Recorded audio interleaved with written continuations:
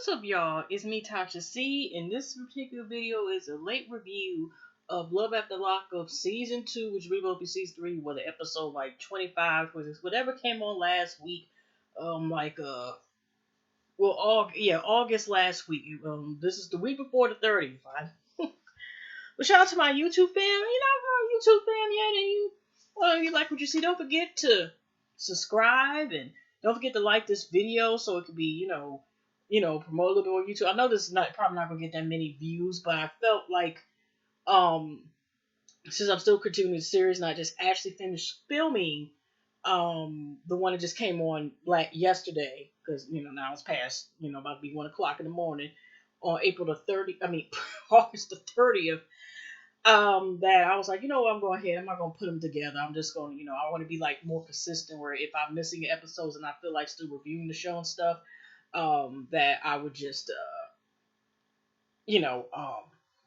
sit there and make sure that, I would give a review. So this is just going on memory. I have not seen the last episode since a week or something ago. So I'm just gonna do what I can and let's go from there. Now we were introduced this week to Lizzy and Daniel's being one of the new couples. There's Tony and Angela was also this week. Okay, Andrea, and Lamondre were also, Marjorie, still incarcerated. Lacey, John, Shane, Shane, and Cheryl and Josh is not out yet. Okay, still. So, we're going to go to first about Vincent and Amber. The reason why I'm bringing this up here, because it's like the writing's on the wall. Yes, it is awkward, but it doesn't make any sense because, like I said, like I said, I'm sorry, like I said, I just recorded my other review. So I'm talking, still talking about that episode recap. But it was really awkward to see Vincent see Amber already because of knowing that she does not like men, or if she was with men before. Even though she's like, she claims she likes Vincent and loves Vincent, but here she was. He kissed her. She already says it's awkward. She's on the way to see. They were on the way to go to Puppy's mama's house. Puppy love mama's house. And Puppy actually calls, and she's basically like, they're basically like, I love each other, blah, blah, blah. And here's Amber admitting, like, she was with Puppy. They supposedly don't have sex, and haven't had sex yet. I mean, not to say you have to have sex in order to have, like, actually be in love, or you be in love with a person and have those feelings. But it's, I don't know, I'm just saying, but they haven't snuggled up or whatever, and Amber has let it be known that she was physically attracted to her. She was the baddest, finest broad, and that was hers, even though they just friends, and they claim they're platonic, but they call each other wives and everything, using words that can use usually like you've been using a serious relationship. Yeah, and, even Puppy's brother, I'm like, take care of my wife for him. Vincent's like, I will, and I'm sitting there like, Vincent, it's a trap. Your feelings gonna get hurt, bro. I mean, at least from this angle here, it's like he not paying attention to size. And the fact she's made very clear she had to watch. She can sit here and say, they're just friends or whatever. And it's like, the difference was, I think, with Brittany, for example, if y'all been watching this, when she was with Amanda, she actually went with Amanda, and I guess that was known. But in this case, it's like Amber's still trying to say is that she, like this episode and the other recap of this but kind of still showing new episode recap, that she likes me, but like she was awkward. Like I said, the only way there, and even Puppy's mom was, she said something about, it was brought up the subject about how Puppy is her wife, and she was like, y'all just gay now or something like that, and laughing. But she's in the confessionals even saying, like, she she knows that, I guess, Amber has been telling her, like, how that's her wife, and, Peppy, Puppy, Pound, Puppy, Pepperoni Puppy, has been, saying that that's her love for life and whatever, and nobody's leaving. But the Puppy's mom is like, she has not said anything about this Vincent dude. And so even she's telling them, like, this ain't no hoochie hotel. She shows her, like I said, still, even though that's her, maybe she's going by the fact that's her daughter's friend in parentheses, okay, friend benefits. But anyway, she is letting this person that she doesn't know into her house, and she's gonna have her own room. But she even told Puppy before they leave she's gonna hang out tonight, with them. But she has no intentions of being with Vincent in a physical manner. Hey, it was even awkward even seeing that he even kissing her because she even said it's awkward. She keeps saying it's awkward to the point, and Vincent doesn't seem, Vincent's, like is kind of acting shy or whatever, and like I said, he already is kind of an awkward person. And his first time meeting her, obviously. They've been talking almost 2 whole years at the most and communicating that way, but have not seen each other. And there's a lot of factors. And the fact is, she has a whole woman, and they can claim that friend stuff all they want to. So, and if she ever goes as far as sleeping with Vincent, I would be shocked. Like I said, even she has slept with men before, whatever. I think she's getting that point in life where she realized that, you know, her place in life and know herself. You know what I mean? So I was just like, oh my gosh. So they end up leaving towards the episode. The puppy's mom is like, you know what, you gotta do what you want to, don't go into something you're not comfortable with. But Amber probably would shank him anyway. I don't think she got, we got worried about that. I don't know. I'm just saying, Amber don't look like she don't take no, she don't take no BS. Okay, so anyways, but it's also interesting too is that now she talked to Puppy had called her, but um I wonder in the future are you gonna have it where her mom, calls her. You know what I mean? I mean, I don't think they're in the same. I don't know. They mentioned y'all probably think, but I don't know if they're in the same facility. I know they got arrested at the same time, but I don't know if they in the same location or not. But it just, the first person to see my caller was Puppy, her wife. But I won't, so other than that, we just leave that alone. Now, Lacey, is on her 7-hour drive to go to meet Shane because he's hot and everything. And, John and I got in a fight, whatever, even though they supposedly are engaged and he's supposed to roll in the house in a couple weeks, she gonna pick up a stranger, okay? So here it is when John tried to call him, the way, you're Bluetoothing, so you're able to hear the whole call to the cars, you know, and she ignored the call, whatever. But when she knew it was Shane, she's all talking him high, whatever.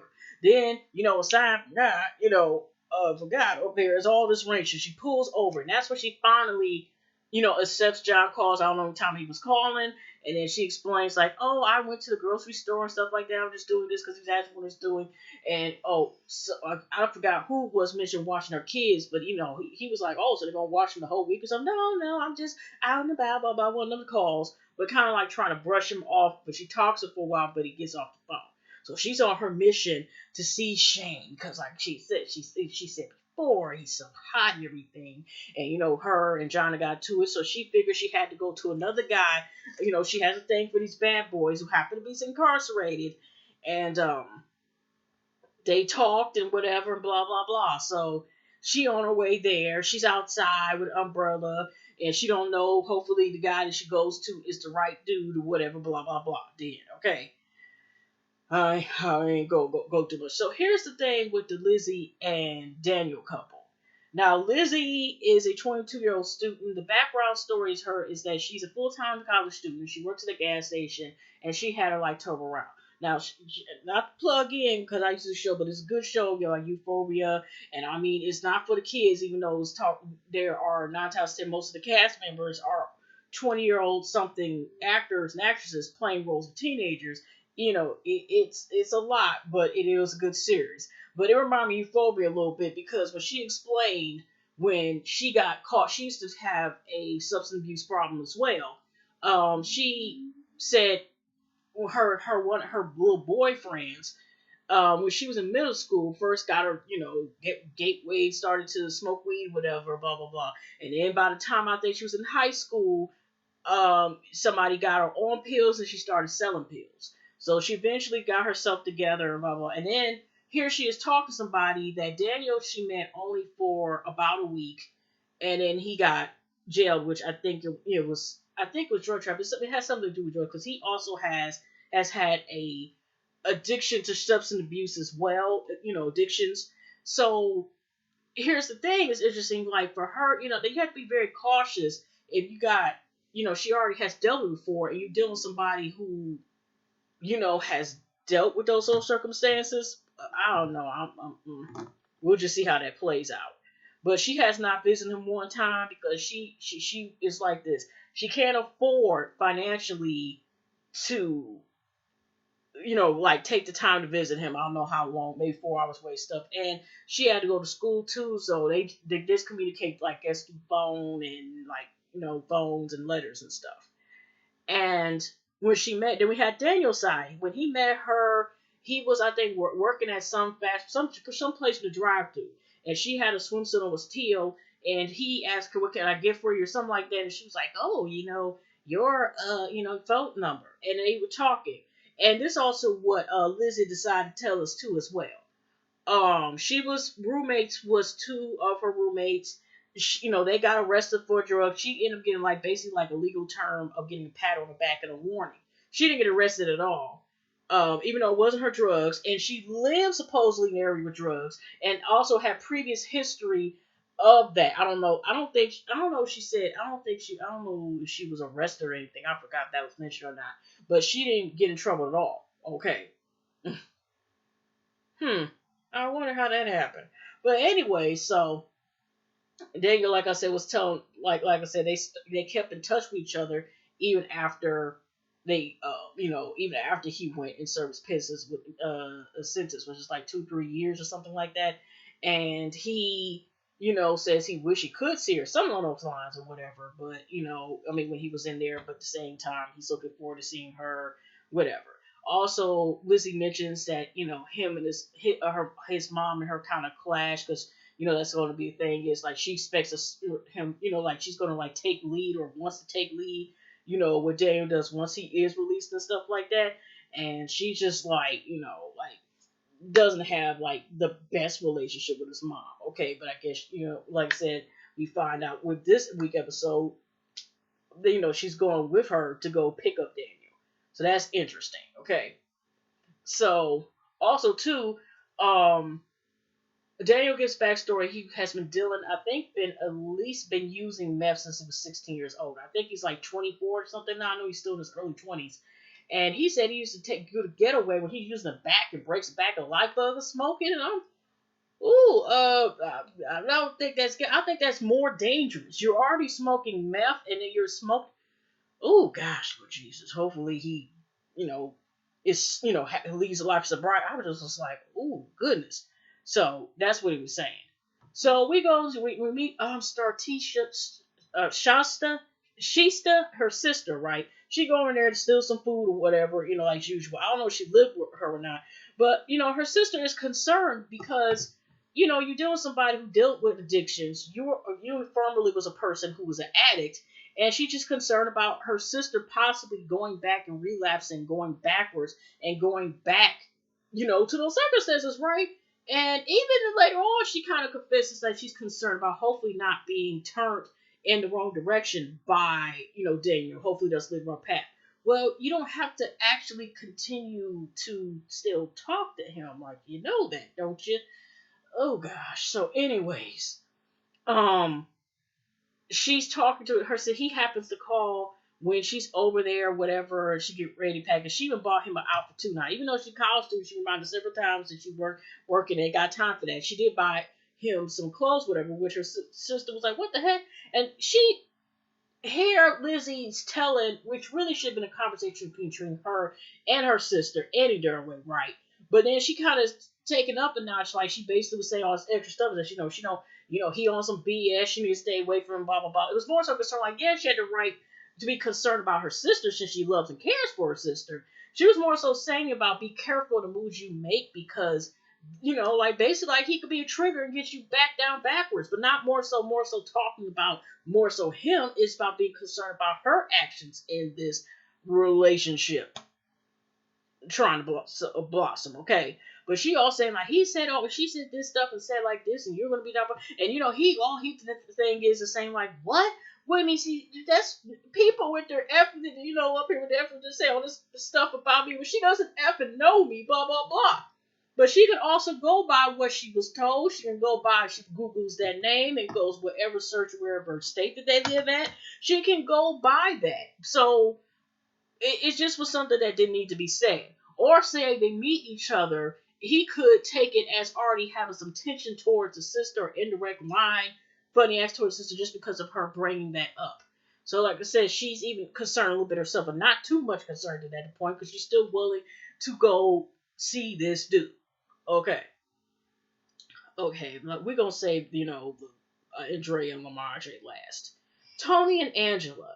Angela's back at the same train, the bus station that we seen the first season, and she's waiting for me. And there's some guy with a black dude that pulls up, and he also has a middle van. His face is blurred, and he would say something like, "Are you looking for the highway?" And it was weird when she said some comment like, "Well, no, I was looking at inmate. Are you my inmate?" Now that was the weirdest part. Her was so he would walk right past. I think either drove off or kept going, whatever. But the thing is, it'd be different if she said, "Oh, I mean, you don't have. I was looking for you. You don't have the inmate." But the way, why the heck would she say some comment like that? Somehow, are you my inmate? She know darn well Tony don't look nothing like that man. Even though that face was blurred out, he was permanently tan, at least like me, based on you see his arms and everything. Okay, nowhere looked like Tony. So Angela's concerned, blah blah blah. She can't wait to see her man or whatever, love him and everything, love him and hold him and squeeze him. And then he finally pulls up, and they have this makeout session where we all have to watch, not to say watch and enjoy, but at least turn our heads or whatever we decided to do. Get decide, read a book, listen to audiobook, something like that. Just hopefully, like look at a watch, some type of clock or something, and wait for time to pass by. And they get in the car, and she got outfit again. She got the outfit. I mean, not an outfit again. Oops, I meant to say she got an outfit ready to change. So she all trying to feel and touchy on him, and he like you can tell it's not comfortable, and it makes it seem like he's doing it all for a check, or as some people like to say sometimes a bag or whatever. Okay, and he's like even making an excuse of where he's keeping his like shirt where like his white tee under or whatever. But she's trying to get him to feel and touch, and he's still. You can even tell like this. The body language was like, "Don't touch me, don't touch me, don't touch me." Okay, even though he wasn't exactly doing that, he kind of was resisting her, even though while she's driving whatever. And he's like even making an excuse. "Oh, I'm in a 4-year version of blah blah blah." And, like okay, we could wait. I could go back in the gym. Even though I'm thinking like, did he work out when he was in there? Okay, whatever. And but you could tell he was not comfortable. And then she said, "What do you want, a steak or a BJ?" And he's like, "The steak." And he didn't say it like with a laugh. Like he said steak. He didn't say steak and then hopefully get some dome, whatever later on. He flat out said steak. Didn't blank, didn't do nothing. He said steak without his. He didn't say like, I want to get some food first, but we have some fun because we have a time limit, all this stuff. He made it seem like steak. And that's it. And he wish he could just get steak and some money through PayPal, Cash App, or something sent to him. That's it. Okay. So, and it kind of like had her a little bit, uncomfortable. Like I said, she's been confessionals, like she finally got her Tony, blah, blah, blah. But you could tell, like, even though he, made out with her, all her face and, you ought to hear, it still was like, at least by his body language, she was like, he was more so doing it for show. Okay, so that's pretty much how they ended. I think I went for everybody, but okay. The Marjorie, and if I didn't get everybody, it wasn't meant for me to get everybody. Okay, like I said. Now, in the last episode, the premiere. Now she, has this eyeglass, business, and it turns out, which is interesting, how her mom and her other siblings is, we're talking. I mean, still, in terms of like, okay, watch out because Marjorie ain't nothing to play with. He was kingpin, like, black on some black Scarface, New Jack City. I don't know if he's New Jack City, whatever, stage, whatever, but he ain't no joke, okay. But they also kind of say in a way as if, and Andre was saying, as if she's just like all innocent or whatever. Even though a lot of like, turns out she at least has 21 arrests, and a lot of them have been, like almost, 18, 17, 20 years ago, you know what I'm saying? So she couldn't grow by that. But one thing was 2018. I mean, she from everything from, still 6,000 worth of sunglasses on top of that. So, uh, that's her business. Theft to domestic violence. So she had to, throw some hands on somebody and mollywop, all that stuff. And, just those type of things. But I mean, she got a whole collage of them. It would be different even if she said something about them, before, whatever. So I just threw that out there. I mean, like I said, y'all pretty much already heard about that now, but that's pretty interesting. But her sister, I think it was older sister Erica, one of the sisters, the one that's also manager. She's about to do a photo shoot. But the photo shoot is where she explains that she actually, she also gives confessionals, and Marjorie has paid, when whatever she meets at certain events that she has for her business. He matches or doubles the amount or gives money for this, give money for this, take care of her. Like he said, he spent like 18,000, which, I don't know. He should be putting that on information honestly on the damn screen. And but he basically take care of bills. That's whatever. That's why I think she's staying with him too. But she's about to do a shoot that requires body paint, and she claims that Lamadre is an old fashioned guy because she doesn't want his women to show his body stuff like that. But she said with the body paint, her sales were up through the roof when she posed with body paint the last time. But she's afraid to tell Lamadre, the truth of what's going on. Okay, I'll get to that in a minute or two. Okay, I need to stop saying second because that's a lie. So anyway, they go to the shoot and she's getting. She actually that actually looked nice. The gold thing she was having on there, whatever. The body paint, whatever. So minute she have to get a little extra gold glitter in the area. I think like whatever. He calls. And she figures that she's got to be honest with him. So she does tell him, you know what, I am doing the body paint. This was Lamadre's response. Like he had a brief for money. Then he was calling her, she's disloyal and all this other stuff, whatever, and blah blah blah. She arguing back and forth like, you ain't gonna tell me what you gonna do, blah blah blah blah blah blah blah, whatever, right? And he got on the phone. She says in the confessional, basically when they had the argument, and basically I don't know whether her sister hung the phone, she hung the phone, whatever, because she had on speakerphone while she's still getting the remaining amount of body paint done, okay? And he ends up, she says has called her like 14, 15 times, minutes and called there. She says this has time, so this is nothing new. But this is also one side say if he's when he does get out, like is it worth those bills getting paid if even though with her rap sheets with all whatever, most of it was like swiping no swiping or something like that, or her taking stuff. But I'm just saying is like he is no joke, whatever. And the way he was talking to her, whatever, was like, girl, pay attention to the signs. And so they going back and forth, whatever, woo woo, and he calls back again. He's called her out her name, talking about, I've been stopped. I stopped messing with hoes or something like that, calling her bitch, all this other stuff, and they go back. But she like, forget you, blah, blah, blah, blah, say, and all this other stuff. Sorry, y'all, I'm looking at my phone. But yeah, she was blah, say, blah, blah, blah, and they go back and forth. But she still, I guess, goes on to do it. But he even threatened her, like, in a way, like, if that comes out, it's going to be some problems or something like that, as far as this website. I bet, whatever. But it was just really kind of disturbing and very cringing. Not disturbing to share. Oh, I forgot I gotta add that damn heifer too. Like I said, y'all, I was about to actually get her stuff. I forgot that hat little segment. I gotta add them too. So, like I said, she gets on the phone there with him, whatever. But just the fact of all that going on in Warner Sons, I'm just like, no. But anyways, that's how it ended. Where, like I said, he calling her all these names and stuff, whatever. So, here we go. Now we have Cheryl and Josh. Now Cheryl's taking her mama with her to go see this wedding dress and stuff. Her mama was like, of course, ain't really for it and all this other stuff right by her decision. She gonna go up to spend 3 months in Colorado and then bring them back to Texas. She's leaving the whole baby's 3 months away. But she lets us know she love her kids.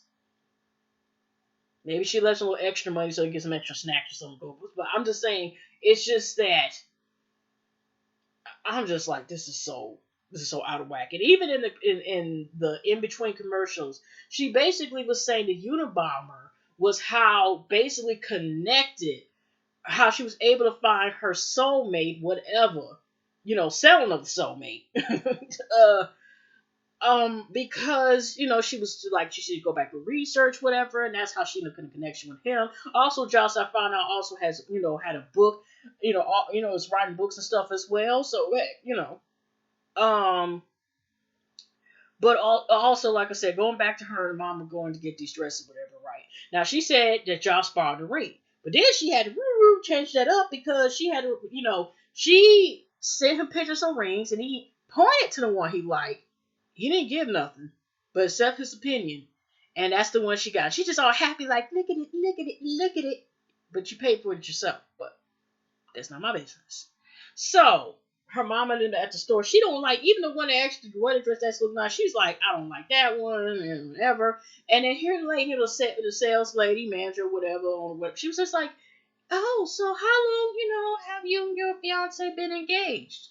And she's like, a year. And the mom was like, a year? You just told me the other day before. But, Cheryl called herself not telling because she know her parents not approve it, just like her sister did not approve because this is some great shit. Okay?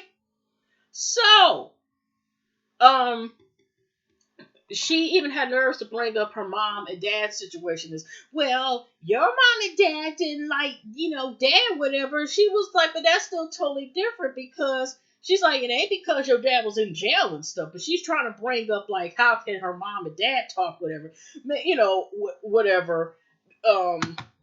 But we don't know the backstory then. We don't know if we will find a backstory. But it's the fact that she's trying to compare, like you just talking to some random person that's incarcerated. It'd be different, I think, if say they were already worked together and he ended up in that situation and still, but it's somebody that you don't know. But he says all the right stuff. We're the same story. He or she says all the right stuff, whatever, blah, blah, blah. He loves and cares for me and all this other stuff. I guess he would, bitch, if you send somebody supposedly led you $30,000 or even 18,000.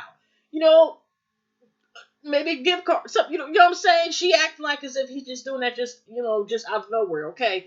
So, like I said, your mom is like, I don't think any of the dresses she had on, she, how she feels, but this is going to be a love in her life, and this is going to be her decision, and that's what she's sticking with. So she getting ready to GO, even though her parents don't really want to watch kids, that's still their grandbabies, and they have no choice. So, even though they don't support the decision, they just wish she would have waited, at least about a year to see if it's worth going. Even trying to think about that. She's like, no, we're going to have this wedding,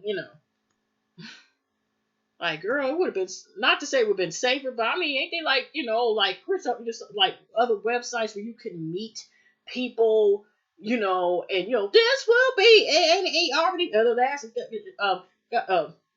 rest in peace, shout out, rest in heaven, King Cole. But you know what I mean? Like, rest will be, ain't it still her? I don't know if they still on here still, but they do got sites that can help you find somebody instead of taking this chance and just because she finds a turn on that, being a bank robber and stuff. I ain't done.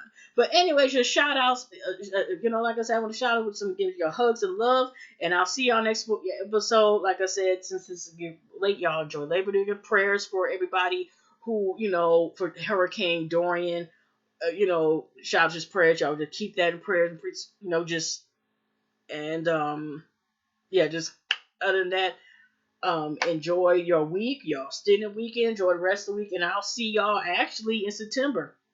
Yeah, because the time this will come out, it'll be September next month. And, if y'all are not astrology and stuff like that, this was a better month, especially like last month with all of the eclipses and Mercury retrogrades. But as one of my favorite astrologers I follow is Susan Miller. And I think Stormy, I forgot what her name is, Stories Gracie and there's someone else I have to look at. But yeah, September is going to be a better month. So. And even Prosperity Word, they were saying it's gonna be, but you know what I mean. I'm just saying it's it's gonna get better, y'all. But anyway, hugs and love, y'all. Take care.